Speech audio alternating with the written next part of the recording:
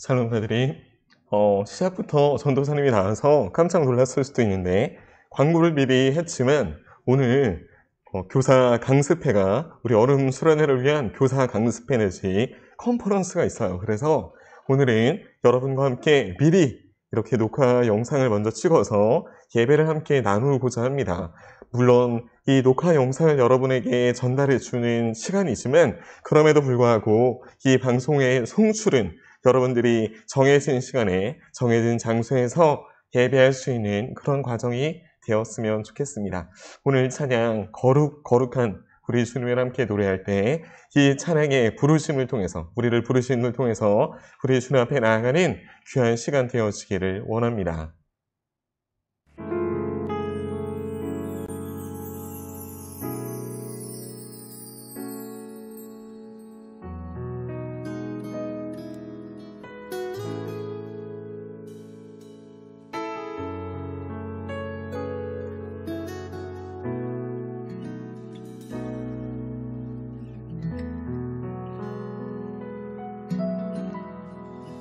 주께서 높은 보좌에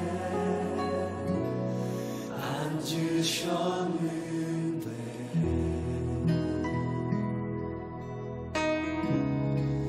그 옷 자락은 성전에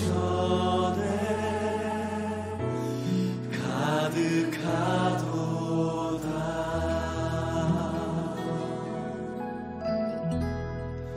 천사들이 모여서 서로 장화하여 외치니 그 소리는 성전에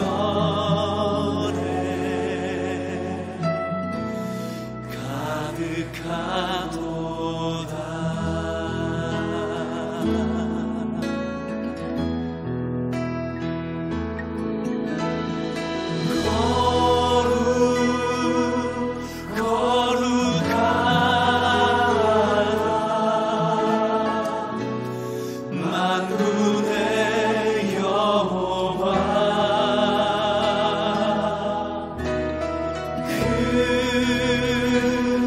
영광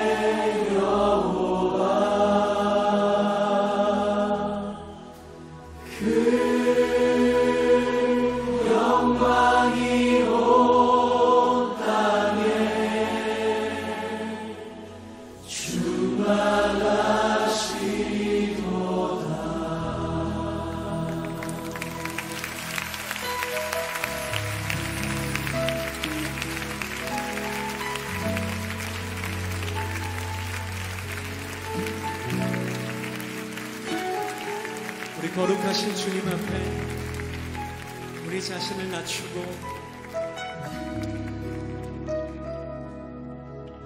주님의 거룩하심을 사모하면서 주님을 경배하고 주님을 기다리십시다.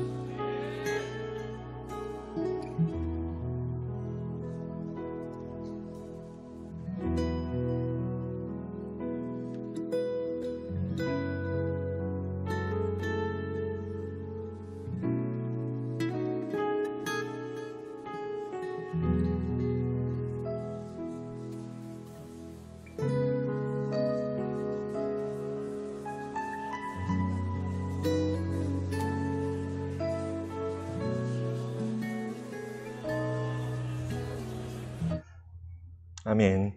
그 주님을 노래할 수 있는 우리의 삶이 되어지기를 원합니다. 우리 같이 사도들의 신앙 고백, 사도신경으로 우리의 신앙을 고백하겠습니다. 전능하사 천지를 만드신 하나님 아버지를 내가 믿사오며 그 외아들 우리 주 예수 그리스도를 믿사오니 이는 성령으로 잉태하사 동정녀 마리아에게 나시고 본디오 빌라도에게 고난을 받으사 십자가에 못 박혀 죽으시고 장사한 지 사흘 만에 죽은 자 가운데서 다시 살아나시며 하늘에 오르사 전능하신 하나님 우편에 앉아 계시다가 저리로서 산 자와 죽은 자를 심판하러 오시리라. 성령을 믿사오며 거룩한 공예와 성도가 서로 교통하는 것과 죄를 사하여 주시는 것과 몸이 다시 사는 것과 영원히 사는 것을 믿사옵나이다. 아멘.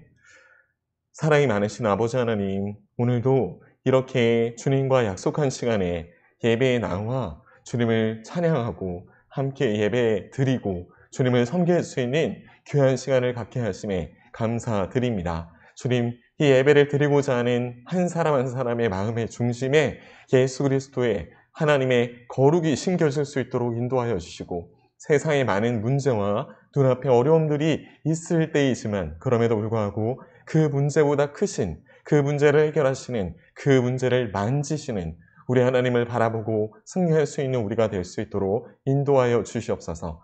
다드림의 토요 예배를 주관하심에 감사드립니다. 주님, 우리가 주님과 약속한 이 시간에 하나님을 예배하는 것은 이 예배가 주님이 받으시는 예배요 모든 것이 하나님께 영광이기 때문인 줄로 압니다. 주님, 주님께 홀로 영광 드릴 수 있도록 인도하여 주시고 우리의 삶이 그러한 예배의 삶 될 수 있도록 조금씩 주님의 향기로 우리의 삶을 드러나게 인도하여 주시옵소서. 처음 시간입니다. 마치는 시간까지 홀로 영광 받아 주실 줄 믿사오며 모든 말씀 살아계신 예수님의 이름으로 기도합니다. 아멘. 한 주간도 잘 지냈는지 모르겠어요. 우리 서로를 향해 기대하는 마음으로 우리가 댓글을 다는 것처럼 그렇게 인사했으면 좋겠습니다. 샬롬, 사랑하고 축복합니다. 네, 오늘 말씀은 이사야서, 여러분과 지난주부터 나누고 있는 말씀, 이사야 말씀인데 이사야서 1절부터 지난번에는 9절까지 읽었는데 오늘은 특별히 1절부터 3절까지만 함께 읽도록 하겠습니다. 이사야 11장 1절에서 3절 말씀, 여러분들이 찾으셨으면 여러분의 현장에서 아멘 하시고 같이 읽도록 하겠습니다. 우리 여기 써 있으니까 우리 성경책을 가지고 계신 분들은 현장에서도 반드시 성경책을 폈으면 좋겠고, 없으신 분들은 지금 화면에 나와 있는 말씀으로 같이 봉독하도록 하겠습니다. 읽겠습니다. 이새의 줄기에서 한 싹이 나며 그 뿌리에서 한 가지가 나서 결실할 것이요 그 위에 여호와의 영 곧 지혜와 총명의 영이요 모략과 재능의 영이요 지식과 여호와를 경외하는 영이 강림하시리니 그가 여호와를 경외함으로 즐거움을 삼을 것이며 그의 눈에 보이는 대로. 아멘. 여러분들, 이번 여름 사역의 전체 주제가 교회가 모든 부서를 막론하고 함께 이 주제로 나아가고 있습니다. 여러분, 주제가 뭘까요? 지난번에도 여러분에게 설명을 했고 지금 영상 예배에서도 광고를 물론 하고 있으나 바로 예수 마이 원더풀 로드라는 제목으로 여러분과 함께 나누고자 해요. 그리고 여기에서 여름 수련회 전체의 주제의 말씀이 우리가 읽은 이사야 9장 말씀인데 지금 11장 말씀은 이 9장에 대한 내용들, 그 배경들을 철저히 우리에게 설명해 주는 아주 좋은 본문이기 때문에 전도사님이 지난주부터 이번 주 그리고 다음 주까지 3주에 걸쳐서 오늘 그 예배를 통해, 우리 토요 예배를 통해 여름설에 나오는 그 주제 말씀을 더 풍성히 하는 시간을 가지려고 합니다. 말씀의 본문인, 여름사역의 말씀의 본문인 9장 6절을 보면 말씀이 이렇습니다. 이는 한 아기가 우리에게 낳고 한 아들을 우리에게 주신 바 되었는데 그의 어깨에는 정사를 메었고 그의 이름은 기묘자라, 모사라, 전능하신 왕이라, 영존하시는 아버지라, 평강의 왕이라 할 것입니다. 자, 우리가 읽은 이 예수님에 대한 얘기, 누가 들어도 예수님에 대한 설명인데 예수님에 대한 설명을 지금 구약인 이사야 말씀에 신약에서나 등장하는 예수님이 나오는 것은 그 안에 뭐가 있다? 전도사님이 지난주에 제목으로 썼듯이 그 안에 현실과 약속에 대한 이야기가 숨겨져 있다라는 뜻입니다. 그래서 우리는 우리 토요 예배를 빌려 지난주부터 이 내용을 중점적으로 나누고 있는데 다음 주까지 진행될 이 이사야 말씀에 등장하는 예수님에 대한 말씀을 여러분들 한 주도 놓치지 않고 3주잖아요. 3개의 그 말씀의 내용들을 여러분이 다 들으면은 이번 여름에는 굉장히 깊이 있게 말씀이 우리의 삶 가운데 남을 거라고 확신합니다. 하나님의 영광은 하나님의 실체를 보게 합니다. 그 높으신 주님을 만나면 그 영광 앞에 어느 누구도 내 현실이, 내 문제가 그 하나님보다 더 크다라고 말할 수 없게 된다는 거죠. 여러분, 우주를 갔다 온 사람들이 세상에 몇 명이나 있을까요? 우주를 갔다 온 사람들이 우주 비행사 지금까지 인간이 나오고 나서, 인간이 이 땅에 오고 나서 170만 년 정도가 된다라고 하는데 이 인류의 역사 속에서 지구 바깥에 갔다 온 사람들은 기껏해야 100명이 안 되죠. 그러니까 100명 정도의 우주 비행사들이 있죠. 근데 그 100명이 되는 사람들에게 인터뷰를 나누고 그 인터뷰의 내용을 모아서 만든 책이 있어요. 그 책이 바로 이거예요. 우주로부터의 귀한. 이 책 되게 재밌으니까 나중에 한번 시간 내면 봤으면 좋겠어요. 여기 내용을 보면 우주 여행을 하고 온 사람 중에 무신론자, 그러니까 신이 없다라고 말하는 사람은 하나도 없다라고 말하고 있습니다. 왜?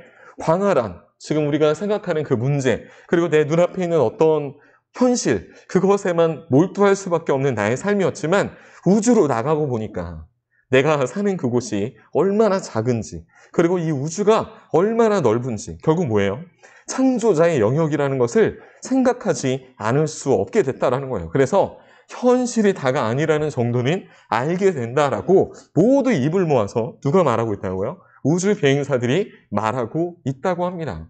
여러분, 이사야 말씀에 하나님의 영광 앞에서 현실의 허망함, 현실이 다가 아니라는 것을 보게 되었다고 말씀을 드렸어요. 지난주에 그래서 말씀을 드리기를 약속의 방패가, 약속의 그 날개가 현실이라고 하는 창이 찌르는 그 고통을 막아주고 현실이 넘을 수 없는 그 벽을 약속의 날개가 넘게 해준다라는 것을 여러분과 나눈 바가 있습니다. 여러분 기억하시나요? 그래서 제목이 뭐라고요? 뭐였죠? 현실과 약속. 자, 그리고 오늘 여러분과 함께 찬양을 한 곡 시작할 때 예배로의 부르심에 찬양을 드렸는데 그 찬양의 제목이 주께서 높은 보좌에, 그래서 거룩하다. 여러분 이 가사를 보면은 주께서 높은 보좌에 앉으셨는데 그 옷자락은 성전에 가득하도다. 천사들이 모여서 서로 창화하며 외치니, 하나님을 찬양하고 하나님을 높이면서 외치는데 그 소리는 성전에 가득하도다. 거룩. 근데 찬양의 내용이 뭐예요? 거룩하다. 만군의 여호와, 그 영광이 온 땅에 충만하시도다.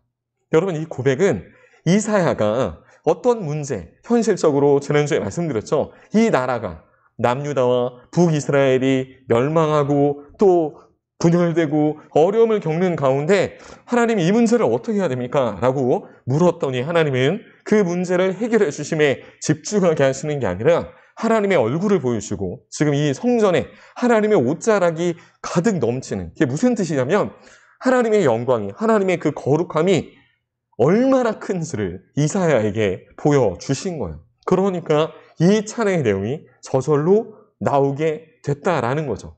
여러분, 이 부드러운 멜로디 안에 세상을 이기는 힘이 있는 겁니다. 하나님의 영광을 보는 우리의 찬양 속에는 현실을, 우리의 눈앞에 있는 어떤 문제들을 뛰어넘는 힘이 있습니다.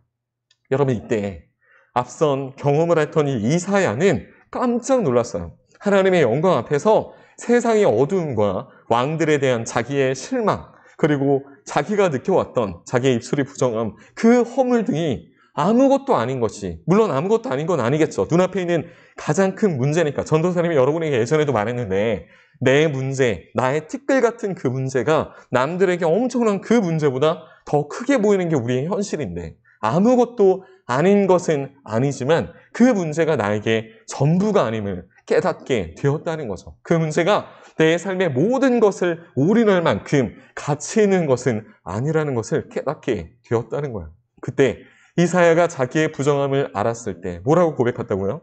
입술이 부정한 자요. 그래서 천사가 이사야의 입술을 지지고, 그 입술을 뭐 입을 너 입 대, 주둥이 대, 이게 아니라 그 입술을 지짐으로 그 죄에서 정결하게 합니다. 그때 정결함을 입은 이사야에게 하늘에서 천사의 목소리, 하나님의 목소리가 이렇게 들려요. 누가 나를 위해 갈고, 누가 나를 위해 갈고, 이 현실이 다라고 말하고 나의 모든 것들의 그 보여지는 문제가 나를 압도하는 세상 가운데 현실에만 반응하고 현실이 전부인 삶을 사는 내게 하나님께서는 백성에게 누가 가서 그 실체를, 현실이 다가 아니라 약속이 다라는 것을 말할 거냐라고 물으셨다는 거예요. 그때 이사야는 어떻게 해요? 주여 나를 보내소서라고 고백을 합니다. 주여 나를 보내주시옵소서라고 고백합니다. 제가 가서 현실보다 약속이라고 말을 하겠습니다라고 고백해요. 현실보다 주님의 약속이라고 그 백성에게 선포하는, 광야에서 외치는 소리가 됩니다. 이사야는 그 약속으로 시대의 모든 실망스러운 현실을 넘고 심지어 자기도 뛰어넘은 거예요. 그리고 나오는 게 어디예요? 그리고 나오는 고백이 어딜까요? 바로 이 11장 1절부터 9절의 오늘 본문의 말씀이에요. 여러분 1절만 한번 읽어볼까요? 이새의 줄기에서 한 싹이 나며 그 뿌리에서 한 가지가 나서 결실할 것이요. 아수르의 멸망을 선포했던, 아수르의 눈앞에 있는 그 문제, 아수르라는 강대국이 우리의 나라를 삼키려고 하는 그 위기만을 선포하던 문맥이, 그 말씀이 갑자기 이새의 줄기에 대한 본격적인 얘기로 바뀌게 됩니다. 자, 이 현실과 약속에 대한 앞선 전도사님이 설명을 드렸던 이 앞선 이야기를 우리가 이해해야지만 우리는 이 이새의 줄기에 대한 이야기, 그 숨겨진 이야기를 깨달을 수 있습니다. 제국을 의지하는 것에 대해서 앞선 6장의 내용들을 보면 영적 고백이 등장하고 7장에서는 아수르 강대국을 의지하는 그 아하스 왕을 책망하는 이야기로 이어지면서, 그리고 멸망에 대해서 쭉 이야기하다가 갑자기 오늘 11장에 이르러서는 이새의 줄기에 성경은 주목합니다. 다시 한번 읽어볼까요? 이새의 줄기에서 한 싹이 나며 그 뿌리에서 한 가지가 나서 결실할 것이요. 여러분, 이새의 줄기, 이게 뭘까요? 아무래도 이새의 자손에 대한 이야기인 것 같습니다. 여러분, 많은 사람들이 알듯 여러분 이새 어디서 들어봤죠? 이 사람은 바로 다윗의 아버지예요. 이새의 줄기 하면 결국 누구예요? 결국 BC 이 8세기경에 이사야 선지자가 다윗에 대한 얘기를 말씀에 끌어들이고 있는 거예요. 하지만 다윗을 말하지만 다윗이라고 지금 표현하지 않고 이름을 뭐라고 해요? 지금 이 이사야의 시대는 다윗의 시대를 훨씬 지난 시대예요. 그래서 전도사에 말했잖아요. 저번에 말씀에 솔로몬부터 히스기야까지. 그러니까 훨씬 더 히스기야에 지금 가까운 시대이기 때문에 솔로몬의 아버지인 다윗에 대한 얘기는 훨씬 전의 얘기죠. 그런데 지금 이새의 줄기가 누군지 이사야는 너무 잘 알고 있는데 왜 다윗을 다윗이다라고 말하지 않고 이새의 줄기라고 말할까요? 이것은 이새의 줄기라고 다윗을 표현함으로써 우리에게 다른 누군가를 말하기 위한 장치예요. 다시, 오늘 이사야는 지금 눈앞에 있는 어려운 그 현실 가운데 그 문제를 해결해 주십사 주님께 나아갔으나 주님은 그 문제를 해결해 주시는 그것에, 그 문제와 현실에 집중하기보다 하나님의 영광을 보여주셨다. 그리고 이사야가 하나님의 영광을 입어 하나님의 거룩을 경험하고 나서 이름을 꺼내면서 지금 이 문제에 대한 핵심을 해결하는데, 영적으로 선포하는데 그 이름의 인물이 누구라고요?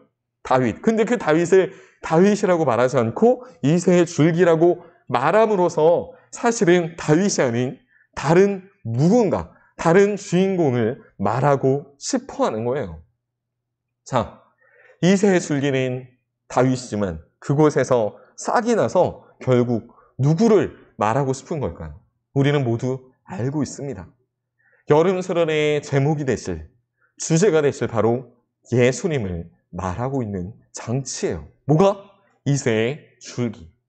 자, 그럼 그분이 누군지, 예수님이 어떤 분인지 여름수련회는 이것에 주목해요. 예수님이 누군지, 예수님은 기묘자라, 모사라, 평강의 왕이라, 이것에 주목하지만 전도사님과 여러분이 토요일 예배를 통해서 나누고 싶은 것은 왜 지금 이사야는 그 성경적인 역사적인 배경 속에서 다윗을 끄집어내고 이새의 줄기라고 표현함으로써 왜 예수님을 향하고 있느냐, 왜 이 방법을 쓰느냐, 이것에, 왜 이런 방식으로 예수님을 표현하려고 하는 걸까, 이것에 집중하고자 합니다. 이사야는 왜 다윗이라고 하지 않고 줄기라고 말을 할까요? 그리고 싹에서 가지, 가지에서 열매 맺는 이 표현의 의도를 통해 구체적으로 예수님의 무엇을 말하고자 합니까? 여러분과 이것을 나누고 싶은 거예요. 자, 이제 우리의 관심은 이새의 줄기를 묵상하면서, 여러분 줄기가 있으면 지금 더 거슬러 올라가면 뭐가 있어야 돼요? 뿌리가 있어야 되죠? 그러면 이새의 뿌리를 말하고 싶어하는 장치라고 우리는 생각할 수 있는데, 심지어 여기 그 줄기에서 한 싹이 나며, 그걸 누구라고요? 한 싹이 나 계속 거슬러 올라가면 결국 누구를 말하기 위함이다? 예수님. 한 싹은 결국 예수님을 말하는데, 지금 그 다음에 그 뿌리에서 한 가지가 나서 결실할 것이라며 예수님의 결실을 말하면서 어디까지 거슬러 올라가려고 그래요? 지금 뿌리까지. 자, 그러면 이새의 줄기가 다윗이라면 이새의 뿌리는 누구일까요? 여러분, 이새의 뿌리는 바로 오벳입니다. 여러분, 마태복음 1장 1절에 예수님의 족보가 나오는데 오벳을 한번 찾아보세요. 여러분, 오벳이 누구일까요? 다윗의 아버지가 이새이기 때문에 이새의 줄기가 다윗인데, 이새의 그럼 아버지가 누굴까요? 바로 이새의 아버지, 다윗의 할아버지가 바로 오벳입니다. 여러분, 그리고 지금 이 뿌리를 찾는 과정에서 우리는 사실은 이새의 뿌리가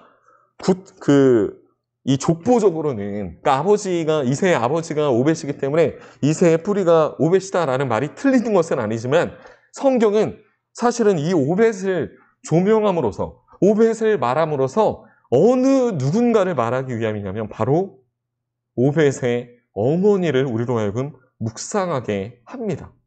여러분, 오벳의 어머니가 굉장히 유명한 사람이에요. 누굴까요? 한번 찾아보세요. 오벳의 어머니. 바로 룻이에요. 자, 다시 정리 좀 할게요.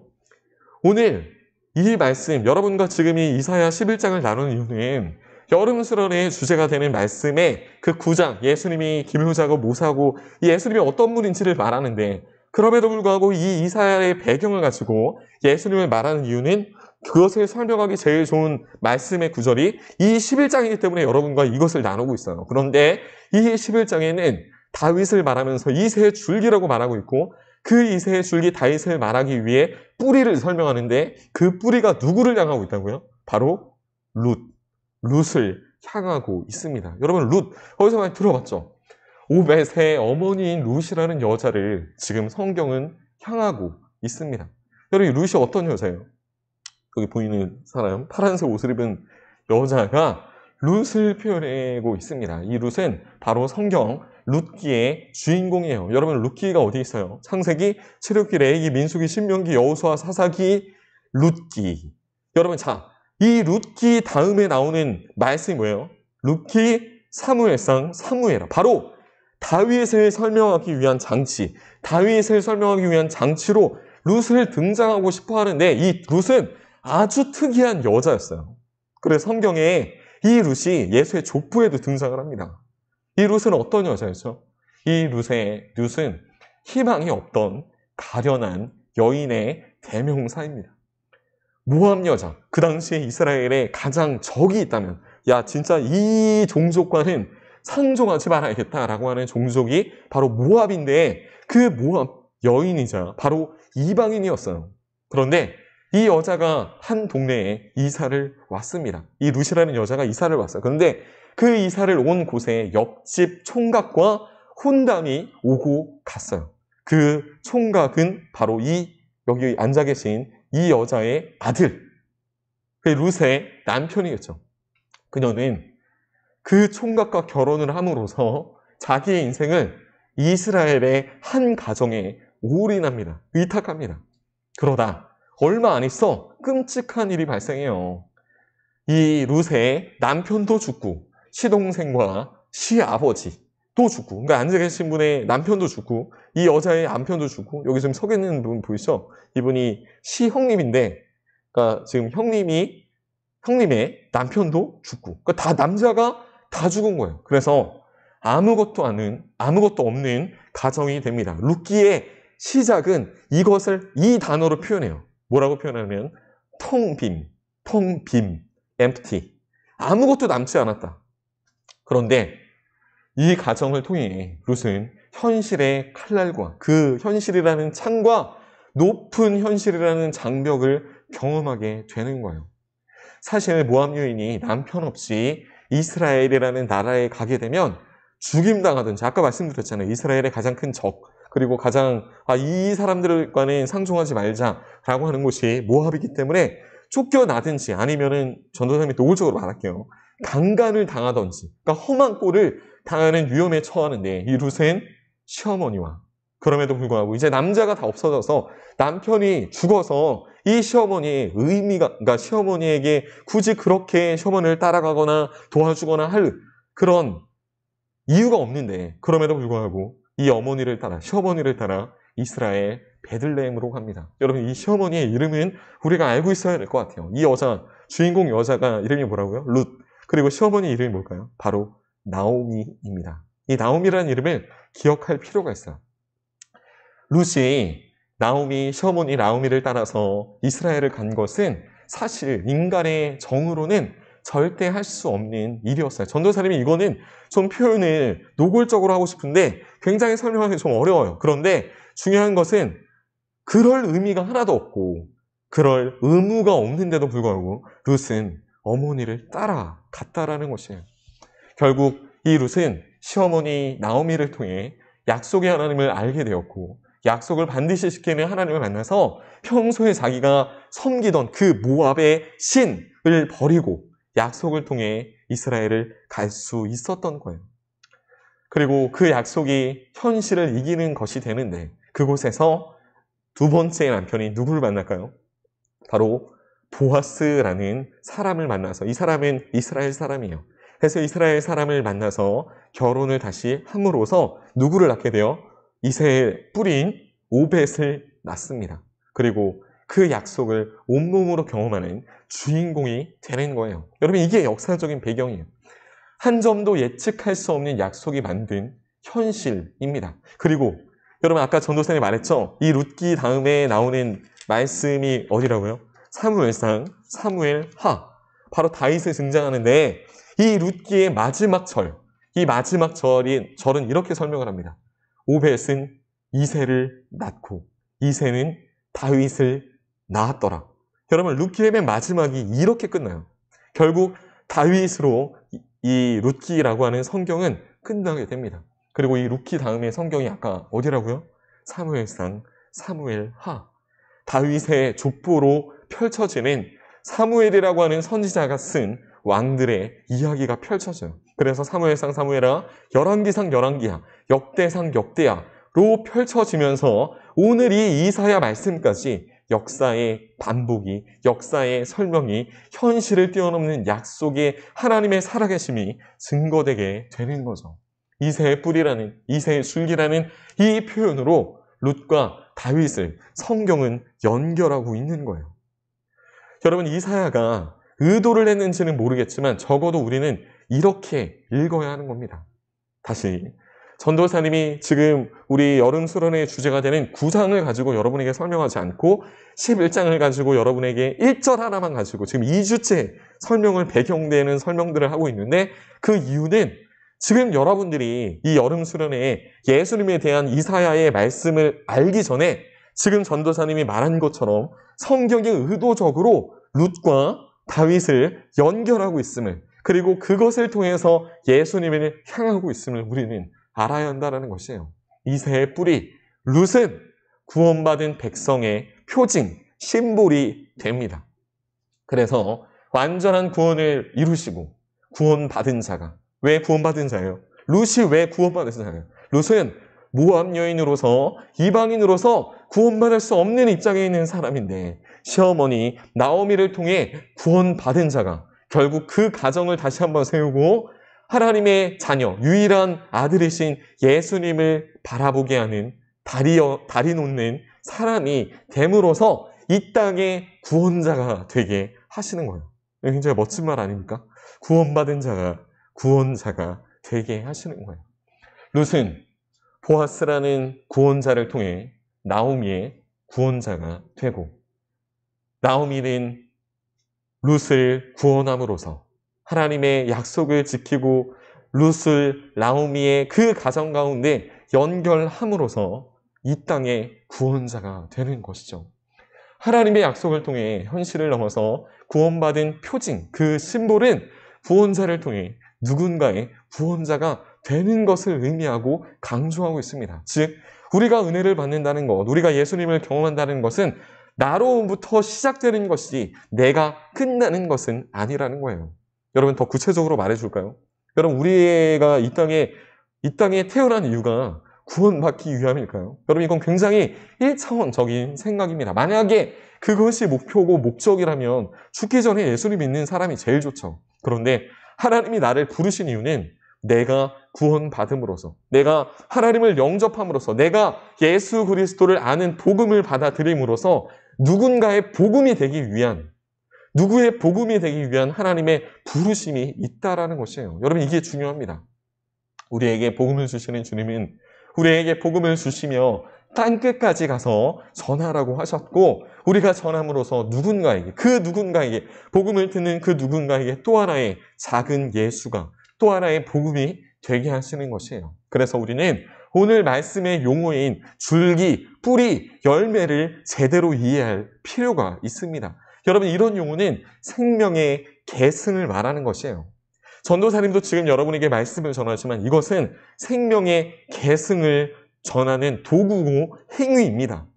진짜 생명의 계승은 여러분 제일 좋은 건데, 이 좋은 거를 왜 여러분에게 말합니까? 전도사님이 가장 사랑하고 가장 아끼는 가족이나 전도사님 딸들에게만 말하면 되지. 왜냐하면 생명의 진짜 계승은 혈통이 아니라 약속에 있기 때문이에요. 그 약속을 의지해서 오늘도 전도사님도 여러분과 말씀을 나누고 있는 것이죠. 룻은 이스라엘 사람들에게는 천덕꾸러기 같은 그냥 이방인의 그 제일 싫어하는 모함 여인일 뿐이었어요. 이스라엘 혈통이 아닌 이방인을 예수님의 뿌리가 되게 하신 것은 오직 하나님의 약속이 그 안에 있었기 때문입니다. 하나님의 부르신 모든 자가, 하나님의 부르심을 받은 모든 자가 여러분 다름 아닌 룻이 되는 겁니다. 오늘 우리는 룻이 되어서 이 이새의 뿌리가 되어서 이새의 줄기, 그리고 그 열매인 예수님을 향해야 합니다. 희망 없이 가련한 이방인인 룻이 두텁고 더 높은 장벽을 하나님의 약속 하나로 뛰어넘는 장면이 바로 우리가 나눈 이 이사야 11장 1절의 말씀을 통해서 우리가 경험하고 있는 것이에요. 1절을 다시 한번 읽어볼까요? 이새의 줄기에서 한 싹이 나며 그 뿌리에서 한 가지가 나서 결실할 것이요. 자, 희망 없어 보이는 이 싹이 세상을 살리는 약속의 유전이 되어 우리에게 나옵니다. 그리고 이제 여러분이 보고 있는 이 카메라 앵글을 룻에서 다른 사람에게 옮겨가도록 하겠습니다. 여러분, 지금 두 번째로 우리가 살펴볼 사람은 누구예요? 바로 다윗입니다. 우리는 다윗을 잘 알고 있죠. 집에서도 홀대받는, 당시에 하나님의 기름 부음을 받을 때 집에서조차 홀대받는 비천한 목동이었어요, 다윗은. 그래서 살기가 넘치는 당시의 왕이었던 사울 왕에게 쫓겨다니다가 심지어 완벽한 쿠데타의 기회를 잡기도 했습니다. 여러분, 그런데 그 쿠데타의 기회가 뭐예요? 사울이 하도 쫓아다니고 죽이려고 하니까 다윗이 몰래 가서 사울을 죽일 수 있는 기회를 잡죠. 그런데 죽여요, 안 죽여요? 다윗은 하나님의 약속만을 붙잡고 그를 용서합니다. 하나님의 때를 The time is now 하면서 뭐라고 했어요? 하나님의 때, 하나님의 방법, 그것을 신뢰하는 것이죠. 여러분, 하지만 그런 다윗도 주인공이 아니었습니다. 그리고 룻도 다윗도 예수님을 가리키는 뭐예요? 손가락이었던 거예요. 결국 누구를 가리키는 거예요? 이 모든 장치는 예수님을 가리키고 있는 장치였던 겁니다. 구약의 모든 사람들이 예수님을 기다려온 것이에요. 우리 여름 수련회 예수님의 말씀은 바로 이러한 기대감이, 여러분, 이렇게 룻을 보고 다윗을 보고 그 기대감을 이어서 보고 우리가 지향해야 되는 내용이어야만 합니다. 룻과 다윗도 자신들의 상관없는 약속의 땅, 여러분, 룻이 원래 모압 여인이라고 말씀을 드렸는데 그 룻이 시어머니를 따라서 이스라엘로 갔다고 했잖아요. 그 땅이 어딜까요? 바로 베들레헴입니다. 그리고 이 목동 다윗도 베들레헴을 통해서 하나님의 약속 가운데 들어가게 되죠. 이 베들레헴에서 예수님을 기다리는 자들이 되었습니다. 룻이 모압에서 이스라엘로 돌아간 그곳이 어디라고요? 베들레헴. 그곳은 존재감 없는 룻과 시어머니 나오미, 그 텅 빈만, 비어있는 그것만 존재했던, 존재감이 하나도 없었던 그곳입니다. 하지만 또한 다윗도 위대한 선지자 사무엘이 초청한 그 자리에 초대를 받았어요? 못 받았어요? 이거 못 받았죠. 혼자서 들판에서 못 치고 있었어요. 양치고 있었습니다. 그런데 이 두 사람은, 룻과 다윗은 모든 자들이 떠나간 그 자리에 갈보리 언덕에 홀로 남겨져 십자가에 매달려 진정한 승리자 대신 예수님도 그렇게 텅 빔으로 계셨는데 그 십자가 위에서, 이 십자가 위에 계신 예수님을 가리키는 손가락이 되었던 거예요.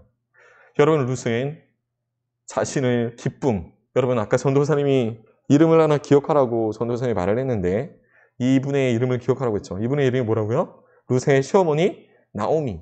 여러분, 나오미라는 단어는 기쁨이라는 뜻이에요. 그런데 아무것도 없는 이 텅 빔의 모습이 드러나자 나오미는 룻에게 자기를 나오미라고 부르지 마라. 이게 무슨 뜻이에요?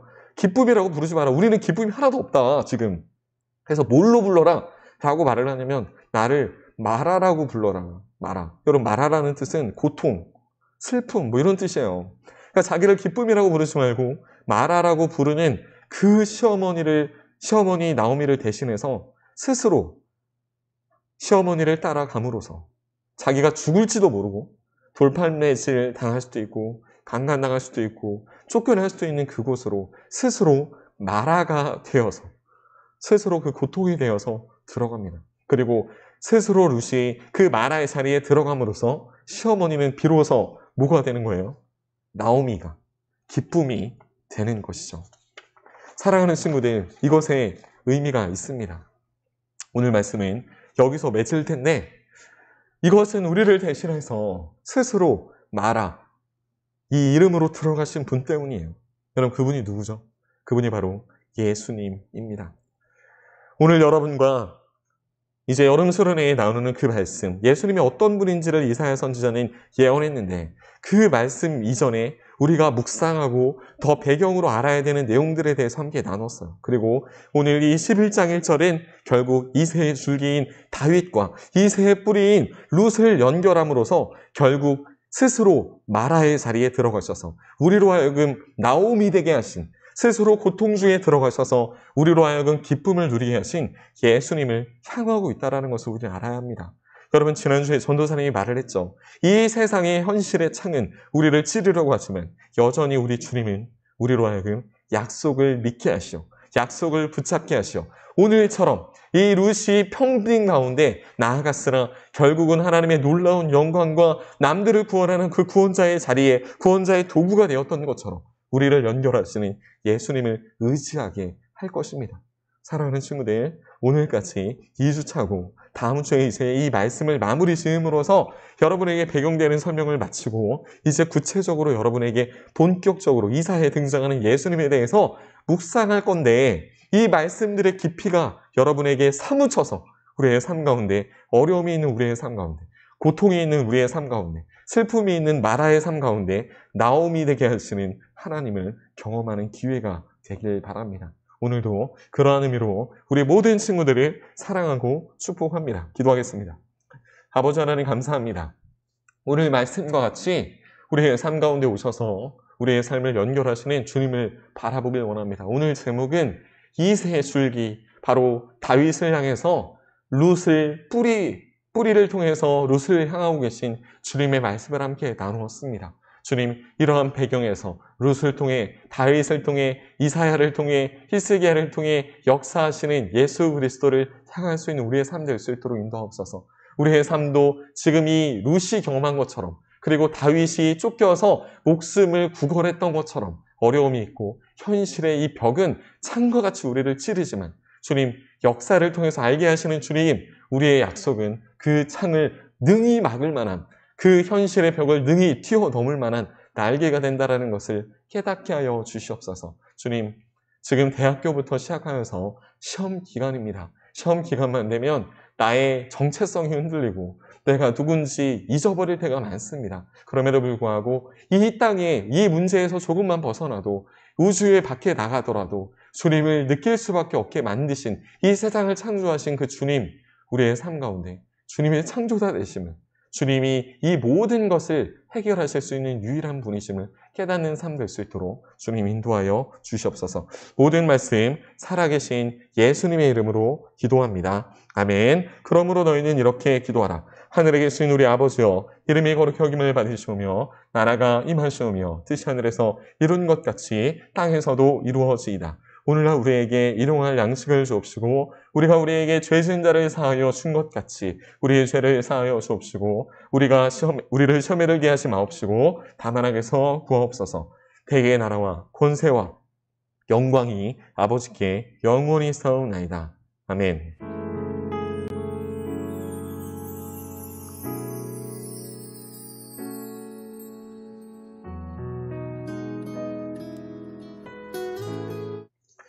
아멘. 오늘도 우리 예배 가운데 오신 모든 친구들을 사랑하고 축복합니다. 우리가 서로 이렇게 축복했으면 좋겠어요. 축복합시다. 사랑하는 자여, 내 영혼이 잘됨 같이 내가 범사에 잘되고 강건하기를 내가 간구하노라. 여러분, 우리가 의지하는 것은 약속이요, 그 예수님의 이름입니다. 다시 한번 믿음으로 고백해 볼까요? 사랑하는 자여, 내 영혼이 잘됨 같이 내가 범사에 잘되고 강건하기를 내가 간구하노라. 우리가 이렇게 축복할 때, 누군가의 축복자가 될 때 나 또한 누군가의 축복자로 쓰이는 것처럼 그 사람도 축복자로 쓰이는 귀한 역사가 있기를 원합니다. 몇 가지 광고를 드릴게요.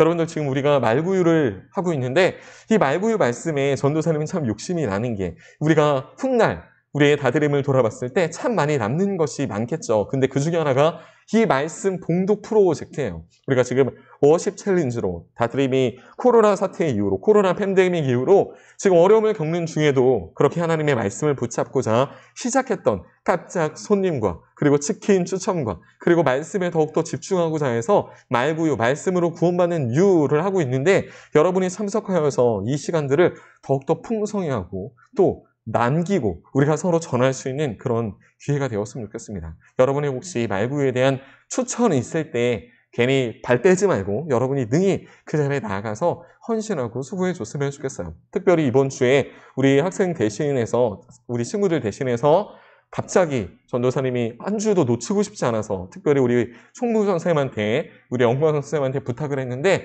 그럼에도 불구하고 그 자리에 불편한 마음을 무릅쓰고 수고해 주신 우리 영광 선생님께 감사를 드립니다.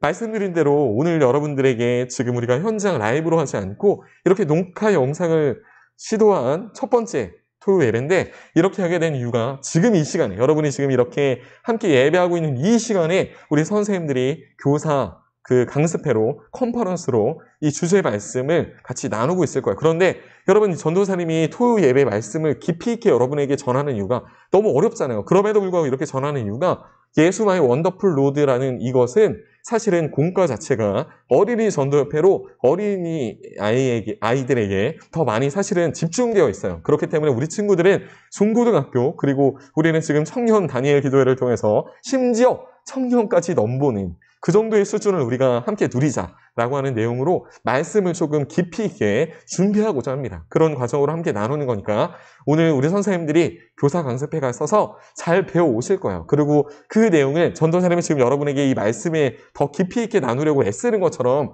여러분에게 맞는 프로그램으로 같이 컨퍼런스하고, 그러니까 논의하고 회의해서 더 좋은 모습으로 우리에게 맞출 겁니다. 그것이 한 달 후인 7월 18일 전교인 그 개막식이 진행될 때 이미 준비가 되어 있을 거라고 생각이 돼요. 그것을 함께 누릴 때 나아가서 결국 8월 22일을 우리가 향하고 있는데, 이 8월 22일 여름 수련회가 되었을 때 우리 이 예수 마이 원더풀 로드 이것을 다들에게 너무 잘 맞는 방법으로, 우리에게 정말 남는 말씀으로 기억에 남는 귀한 2021년 여름 수련회가 되었으면 좋겠어요. 그리고 그것만 우리가 주일에만 그렇게 2시간여 이렇게 집회를 하면 너무 아쉽잖아요. 그래서 여러분과 이렇게 말씀을 나누는 것도 그 연장선상이긴 한데, 그럼에도 불구하고 여러분과 더 풍성히 하고자 온라인 수련회를 하려고 합니다. 온라인 뭐예요? 온라인이 아니라 ALL, 온라인과 오프라인을 다 같이 하는 온라인 모든 수련회를 우리가 하려고 합니다. 그걸 어떻게 하냐면 4인 기준으로 여러분에게 조별로 수련회를 하려고 해요.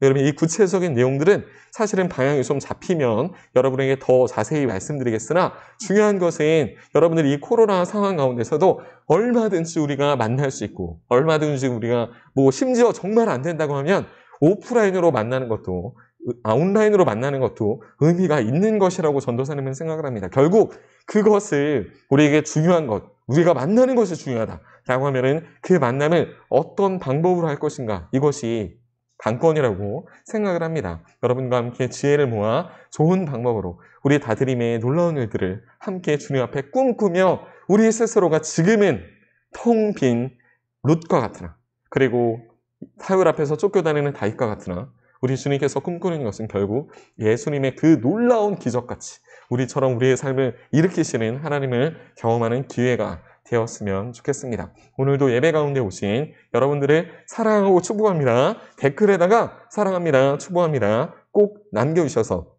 함께 치킨도 먹고 즐겁게 예배를 하나님께 온전히 드리는 우리 다드림 되었으면 좋겠습니다. 내일 예배도 꼭 승리하세요.